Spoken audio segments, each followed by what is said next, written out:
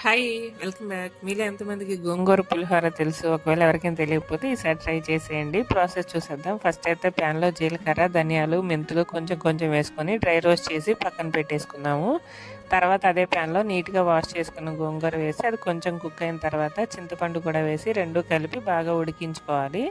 ఇది కూడా చల్లారబెట్టుకొని ఫస్ట్ మనం ఫ్రై చేసుకున్న జీలకర్ర అవి పౌడర్ చేసిన తర్వాత గోంగూరను కూడా లైట్‌గా పేస్ట్ చేసి పక్కన పెట్టేసుకోవాలి.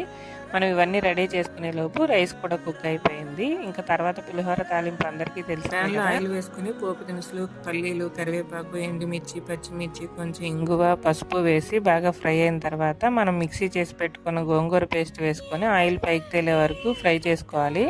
నెక్స్ట్ మనం కుక్ చేసుకున్న రైస్ వేసుకొని ప్రిపేర్ చేసుకున్న పౌడరు, టేస్ట్ సరిపడా సాల్ట్ వేసి అంతా ఒకసారి బాగా కలుపుకొని లాస్ట్లో కొంచెం కొత్తిమీర వేసుకుంటే యమ్మీ యమ్మీ గోంగూర పులిహోర అయితే రెడీ అయిపోతుంది. నచ్చితే ఒక లైక్ ఇచ్చి సబ్స్క్రైబ్ చేసుకోండి.